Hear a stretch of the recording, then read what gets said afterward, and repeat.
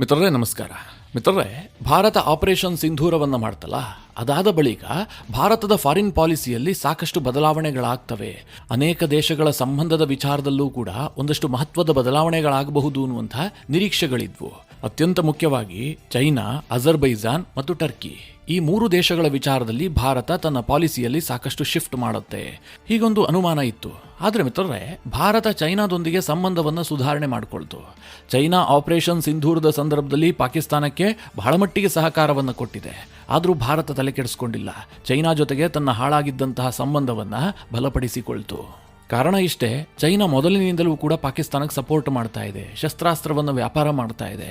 ಈಗ ಹೊಸದಾಗಿ ಯುದ್ಧದ ಸಂದರ್ಭದಲ್ಲಿ ಚೈನಾದವರು ಶಸ್ತ್ರಾಸ್ತ್ರವನ್ನು ಪೂರೈಕೆ ಮಾಡ್ತಿರೋದಲ್ಲ, ಮೊದಲಿನಿಂದಲೂ ಕೂಡ ಪಾಕ್ ಮತ್ತು ಚೈನಾದ ನಡುವೆ ಆ ರೀತಿಯ ಸಂಬಂಧಗಳಿದ್ವು. ಹೀಗಾಗಿ ಭಾರತ ಚೈನಾದ ವಿಚಾರವನ್ನ ಬಹಳ ಸೀರಿಯಸ್ ಆಗಿ ಪರಿಗಣಿಸಿಲ್ಲ. ಆದರೆ ಮಿತ್ರರೇ, ಅಜರ್ಬೈಜಾನ್ ಮತ್ತು ಟರ್ಕಿಯ ವಿಚಾರವನ್ನ ಭಾರತ ಬಹಳ ಸೀರಿಯಸ್ ಆಗಿ ಪರಿಗಣಿಸಿದೆ, ಅದರಲ್ಲೂ ಸಹ ಮುಖ್ಯವಾಗಿ ಟರ್ಕಿಯನ್ನ. ಮಿತ್ರರೇ, ಟರ್ಕಿಗೆ ಭಾರತ ಯಾವ ರೂಪದಲ್ಲಿ ಉತ್ತರ ಕೊಡುತ್ತೆ, ಮುಂದಿನ ದಿನಗಳಲ್ಲಿ ಟರ್ಕಿ ಮತ್ತು ಭಾರತದ ಸಂಬಂಧ ಯಾವ ರೀತಿಯಾಗಿರುತ್ತೆ, ಈಗ ಒಂದು ಸ್ವಲ್ಪ ದಿನಗಳ ಕಾಲ ಈ ರೀತಿಯ ಟೆನ್ಷನ್ಗಳಿರುತ್ತೆ, ಭವಿಷ್ಯದಲ್ಲಿ ಇದೆಲ್ಲ ಸರಿ ಹೋಗುತ್ತೆ ಅಂತ ಕೆಲವರು ಮಾತನಾಡ್ತಾ ಇದ್ರು. ಆದರೆ ಭಾರತ ಒಂದು ಕ್ಲಿಯರ್ ಇಂಡಿಕೇಶನ್ ಅನ್ನು ಕೊಟ್ಟಿದೆ. ಯಾವುದೇ ಕಾರಣಕ್ಕೂ ಕೂಡ ಟರ್ಕಿ ಮಾಡಿದಂತಹ ದ್ರೋಹವನ್ನು ನಾವು ಸಹಿಸಿಕೊಳ್ಳೋದಿಲ್ಲ. ಭವಿಷ್ಯದಲ್ಲಿ ಟರ್ಕಿ ನಮಗೆ ಬದ್ಧ ವೈರಿ ಕಂಟ್ರಿ ಅನ್ನುವ ಸಂದೇಶವನ್ನು ಭಾರತ ಕೊಟ್ಟಿದೆ. ಭಾರತ ಮತ್ತು ಟರ್ಕಿಯ ಸಂಬಂಧದಲ್ಲಿ ಬಹಳ ಮೇಜರ್ ಡೆವಲಪ್ಮೆಂಟ್ಗಳಾಗಿದ್ದಾವೆ. ಈ ವಿಡಿಯೋದಲ್ಲಿ ಆ ಬಗ್ಗೆ ಸ್ವಲ್ಪ ಡೀಟೇಲ್ ಆಗಿ ನಿಮಗೆ ಮಾಹಿತಿ ಕೊಡುವಂತಹ ಪ್ರಯತ್ನ ಮಾಡ್ತೀನಿ. ನೀವು ಈ ವಿಡಿಯೋನ ಕೊನೆವರೆಗೂ ಮಿಸ್ ಮಾಡದೆ ನೋಡಿ. ಅಷ್ಟಕ್ಕೂ ಈ ಟರ್ಕಿ ಮತ್ತು ಭಾರತದ ನಡುವೆ ಏನು ಡೆವಲಪ್ಮೆಂಟ್ ಆಗಿದೆ ಅಂತ ಆರಂಭದಲ್ಲೇ ಹೇಳಿಬಿಡ್ತೀನಿ. ಆನಂತರ ಟರ್ಕಿ ಮತ್ತು ಭಾರತದ ಭವಿಷ್ಯದ ಸಂಬಂಧದ ಬಗ್ಗೆ ನಿಮಗೆ ವಿವರಿಸ್ತೀನಿ. ಪ್ರತಿ ವರ್ಷ ಅಕ್ಟೋಬರ್ 29ನೇ ತಾರೀಕು ಟರ್ಕಿ ತನ್ನ ನ್ಯಾಷನಲ್ ಡೇ ಅನ್ನು ಆಚರಿಸುತ್ತೆ. ಟರ್ಕಿಗೆ ಬಹಳ ಇಂಪಾರ್ಟೆಂಟ್ ಆದಂತಹ ದಿನ, ಹೀಗಾಗಿ ವಿಶ್ವದಾದ್ಯಂತ ಈ ದಿನವನ್ನು ಆಚರಣೆ ಮಾಡ್ತಾರೆ.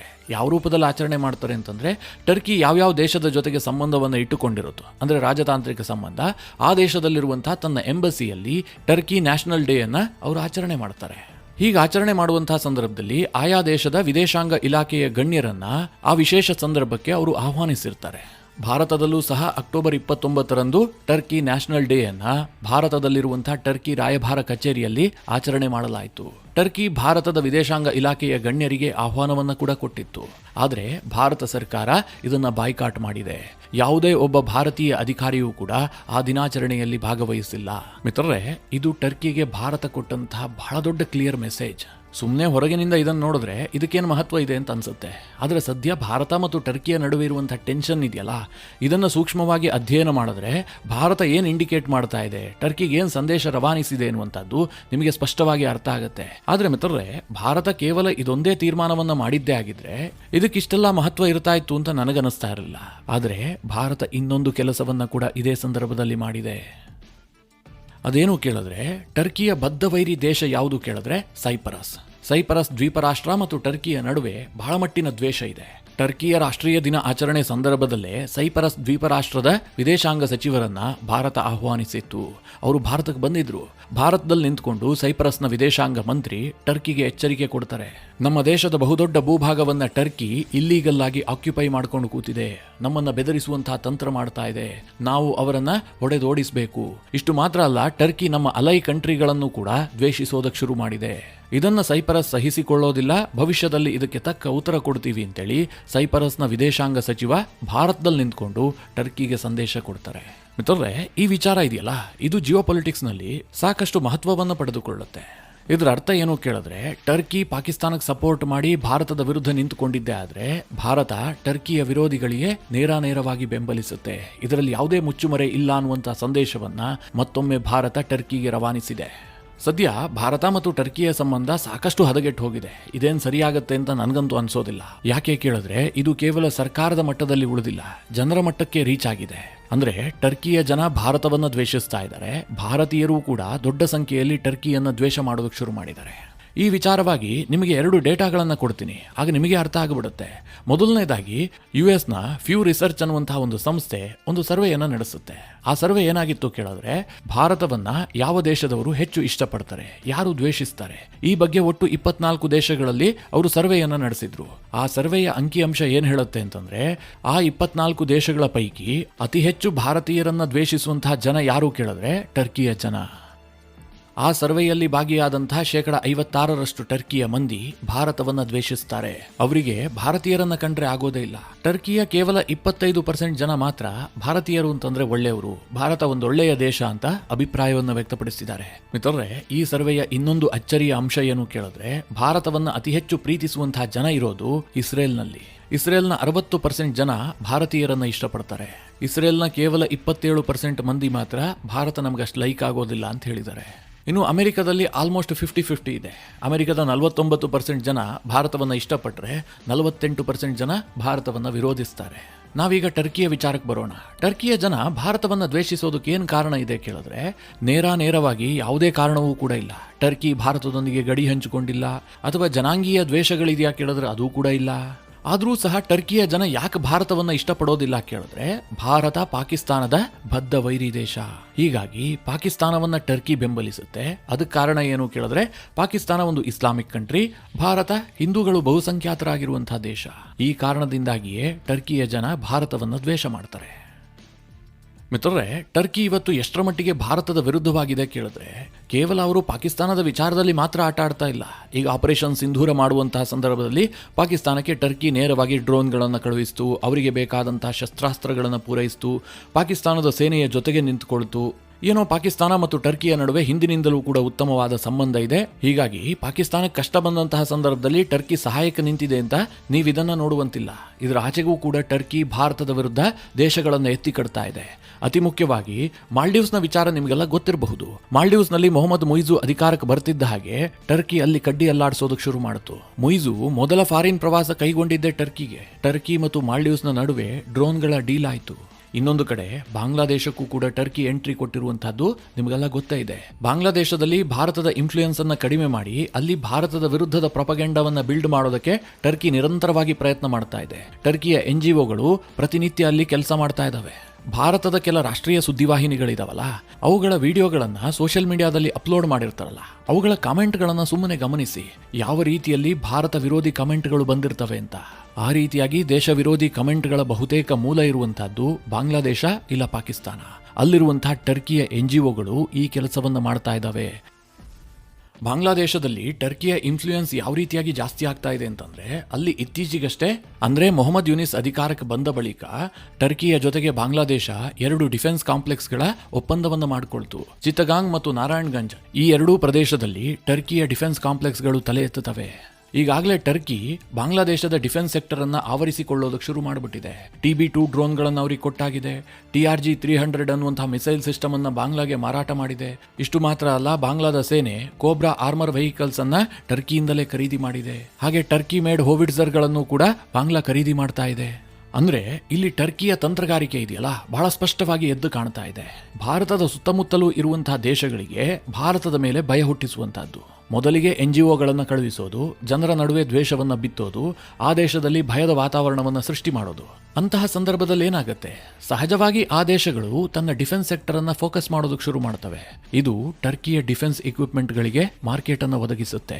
ಇವತ್ತು ಟರ್ಕಿಯೂ ಕೂಡ ಡಿಫೆನ್ಸ್ ಇಕ್ವಿಪ್ಮೆಂಟ್ಗಳನ್ನ ಎಕ್ಸ್ಪೋರ್ಟ್ ಮಾಡುವಂತಹ ಪಟ್ಟಿಯಲ್ಲಿ ಸ್ಥಾನ ಪಡೆದಿರುವಂತಹ ದೇಶ.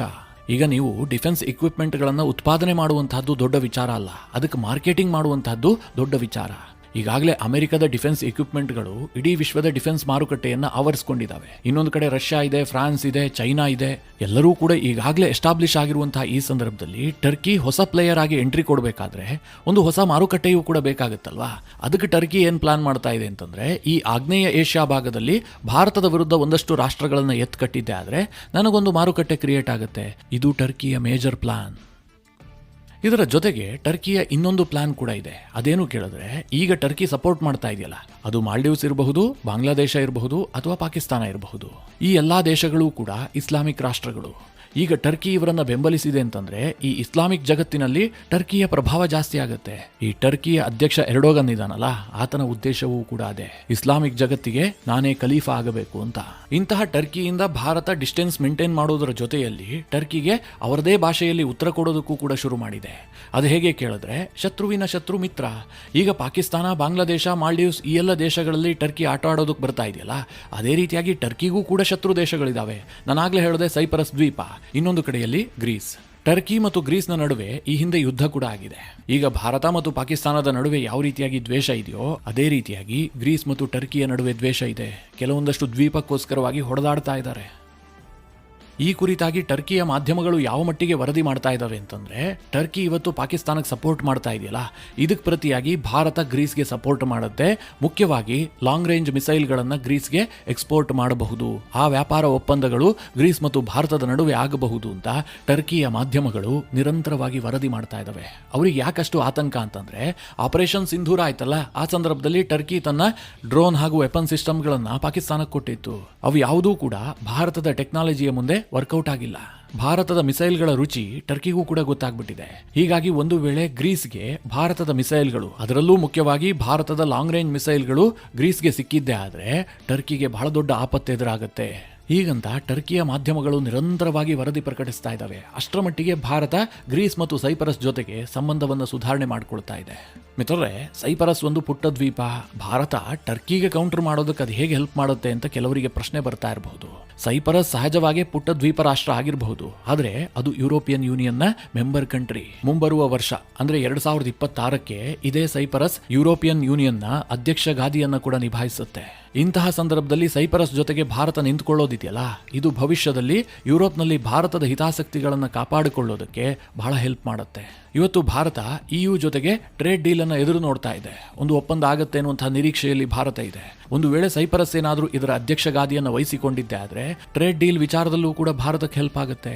ನಾನು ಅದಕ್ಕೆ ಹೇಳಿದ್ದು, ಭಾರತಕ್ಕೆ ಟರ್ಕಿ ಏನ್ ಹಾನಿ ಮಾಡೋದಕ್ಕೆ ಬಯಸ್ತಾ ಇದೆಯೋ ಅದೇ ಭಾಷೆಯಲ್ಲಿ ಭಾರತ ಕೂಡ ಟರ್ಕಿಗೆ ಉತ್ತರ ಕೊಡ್ತಾ ಇದೆ ಅಂತ.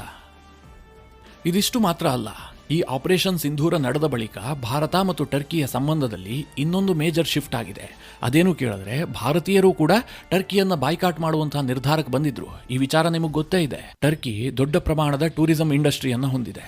ಈ ಮೊದಲು ಭಾರತೀಯರು ಹೆಚ್ಚಿನ ಸಂಖ್ಯೆಯಲ್ಲಿ ಟರ್ಕಿ ಪ್ರವಾಸವನ್ನ ಕೈಗೊಳ್ತಾ ಇದ್ರು, ಸಾಕಷ್ಟು ಹಣವನ್ನ ಅಲ್ಲಿ ಖರ್ಚು ಮಾಡಿ ಬರ್ತಾ ಇದ್ರು. ಇದು ಟರ್ಕಿಯ ಎಕಾನಮಿಗೆ ಬಹಳ ದೊಡ್ಡ ಕೊಡುಗೆಯನ್ನ ಕೊಡ್ತಾ ಇತ್ತು. ಆದರೆ ಆಪರೇಷನ್ ಸಿಂಧೂರದ ಸಂದರ್ಭದಲ್ಲಿ ಯಾವಾಗ ಟರ್ಕಿ ಪಾಕಿಸ್ತಾನಕ್ಕೆ ಸಪೋರ್ಟ್ ಮಾಡ್ತೋ, ಭಾರತೀಯರು ಟರ್ಕಿಯನ್ನ ಬಾಯ್ಕಾಟ್ ಮಾಡೋದಕ್ಕೆ ನಿರ್ಧಾರ ಮಾಡಿದ್ರು. ಆ ಸಂದರ್ಭದಲ್ಲಿ ನನಗೇನು ಅನ್ಸಿತ್ತು ಗೊತ್ತಾ, ಇದು ಕೇವಲ ತತ್ಕ್ಷಣದ ಪ್ರತಿಕ್ರಿಯೆ ಅಷ್ಟೇ. ಮುಂದಿನ ದಿನಗಳಲ್ಲಿ ಭಾರತೀಯರು ಟರ್ಕಿಗೆ ಹೋಗ್ತಾರೆ, ನಮ್ಮ ಜನ ಕೆಲವುದನ್ನ ಬೇಗ ಮರೆತು ಹೋಗ್ಬಿಡ್ತಾರೆ ಅಂತ ನನಗನ್ಸಿತ್ತು. ಆದ್ರೆ ಹಾಗಾಗ್ಲಿಲ್ಲ ಮಿತ್ರರೇ. ಇವತ್ತಿಗೂ ಕೂಡ ಟರ್ಕಿಗೆ ಜನ ಹೋಗೋದಕ್ಕೆ ಹಿಂದೇಟ್ ಹಾಕ್ತಾ ಇದ್ದಾರೆ.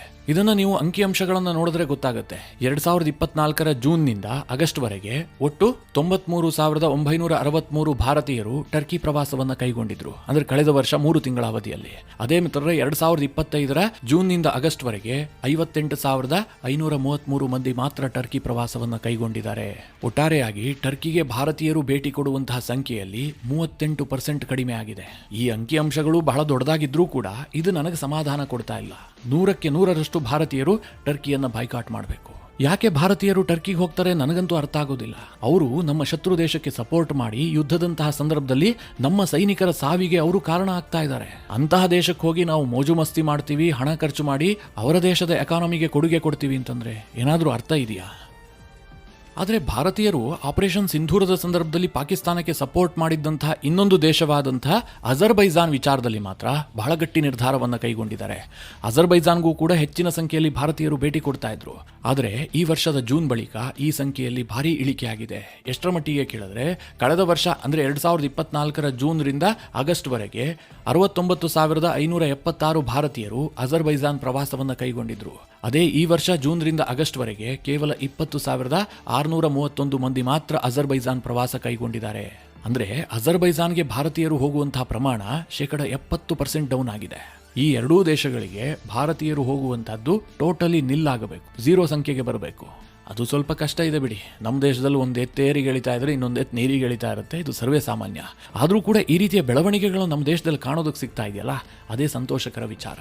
ಮಿತ್ರರೇ, ಇದಿಷ್ಟು ಟರ್ಕಿ ಮತ್ತು ಭಾರತದ ಸಂಬಂಧದಲ್ಲಿ ಆಗ್ತಿರುವಂತಹ ಒಂದಷ್ಟು ಬೆಳವಣಿಗೆಗಳ ಕುರಿತಾಗಿ ಮಾಹಿತಿ.